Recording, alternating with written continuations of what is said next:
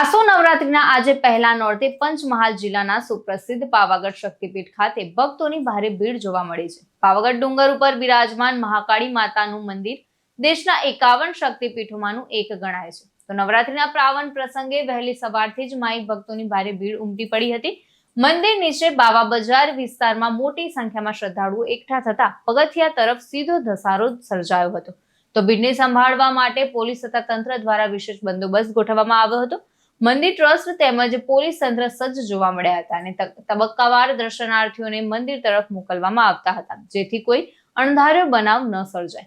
તો નવરાત્રીનું પ્રથમ નોરતું હોવાથી હજારો શ્રદ્ધાળુઓ માતાજીના દર્શનનો લાભ લીધો હતો। નવલી નવરાત્રી તે મા આદ્યશક્તિના ઉપાસના અને આરાધનાનો પર્વ। આજે પ્રથમ નવરાત્રી હોય, માતાજીનું મંદિર વહેલી પરોઢથી ખોલી દેવામાં આવેલ છે। યાત્રિકો અસંખ્ય પ્રમાણમાં માતાજીના હોંશે દર્શન કરાવે છે।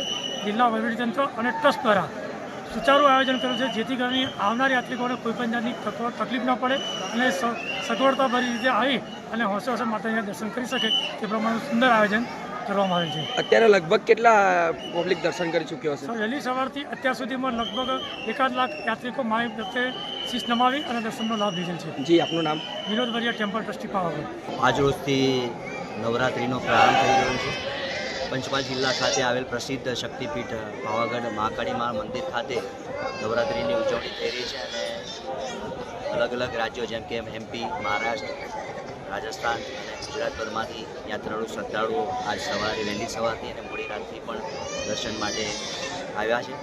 આ યાત્રાળુઓને કોઈ જાતની તકલીફ ના પડે, સારી રીતે દર્શન કરી શકે અને એમની સલામતી અને સુરક્ષા જળવાય તે રીતનું વહીવટીતંત્ર તથા જિલ્લા પોલીસ દ્વારા આયોજન કરવામાં આવેલ છે।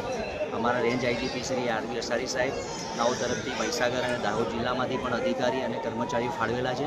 તે મુજબ સીધા અમારા SP ડૉક્ટર હરેશભાઈ દુધાત સાહેબના માર્ગદર્શન હેઠળ 3 DYSP, 8 PI, 27 PSI અને હોમગાર્ડ, GRD, TRB અને પોલીસના કુલ 775 જવાનો રાઉન્ડ ધ ક્લોક અમે 15 પૂનમ સુધી બંદોબસ્ત જાળવવાના છીએ। કિરણ ગોહિલ સાથે ચક્રવાત ન્યૂઝ, પંચમહાલ।